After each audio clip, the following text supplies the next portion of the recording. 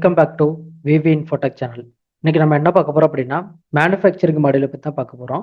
Manufacture இண்டஸ்ட்ரீஸ்ல பார்த்தீங்கன்னா ஒரு order வந்து கிரியேட் பண்ணிடுவாங்க.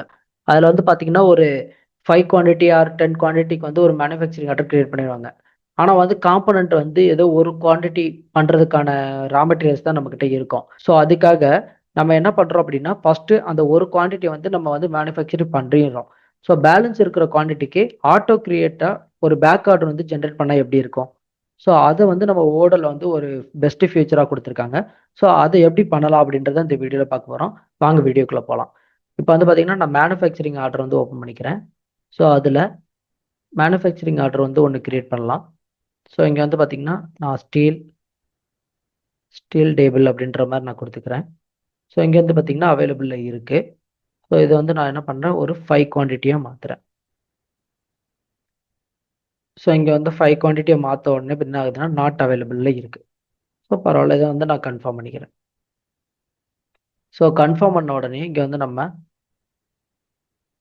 நான் வந்து இதில் வந்து ஒரு 5 குவான்டிட்டி தான் இருக்குது, நாட் அவைலபிள் காம்பனண்ட். ஸோ அதனால் நான் என்ன பண்ணேன், ஒரு குவான்டிட்டி மட்டும் பிளான் பண்ணிக்கலாம் அப்படின்ற மாதிரி நான் பிளான் கொடுத்துக்கிறேன்.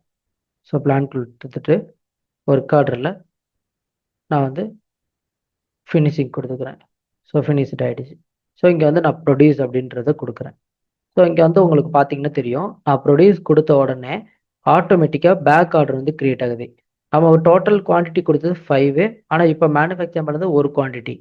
ஸோ இங்கே வந்து நான் கிரியேட் பேக் ஆர்டர் அப்படின்னு கொடுக்குறேன். ஸோ இங்கே வந்து பார்த்தீங்கன்னா தெரியும், ஆட்டோமேட்டிக்காக நம்ம போட்ட அந்த எம்ஓவுக்கு ரெண்டாவது ஒரு பேக் ஆர்டர் வந்து ஒன்று கிரியேட் ஆகுது. ஸோ இங்கே ஸ்மார்ட் பட்டன்லேயே பார்த்தாலும் உங்களுக்கு தெரியும், ஃபஸ்ட்டு ஒரு 001ன்ற ஒரு இது வந்து கிரியேட் ஆகிருக்கு. ஸோ அதில் வந்து ஒரு குவான்டிட்டி நம்ம வந்து டன் பண்ணிட்டோம் ஸ்டேட்டஸு.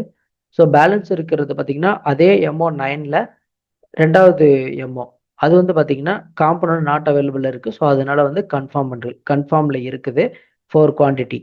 ஸோ நம்ம வந்து எப்போ காம்பனண்ட் நம்ம ஸ்டோரேஜில் ஏற்றுறோமோ ஸோ அப்போ வந்து மறுபடியும் நம்மளோட ஷெட்யூலை வந்து மாற்றிட்டு நம்ம வந்து பிளான் பண்ணி மேனுஃபேக்சரிங் ஸ்டார்ட் பண்ணலாம். ஸோ இது வந்து ஒரு நல்ல ஃபியூச்சர் மேனுஃபேக்சரிங் யூனிட்டுக்கு.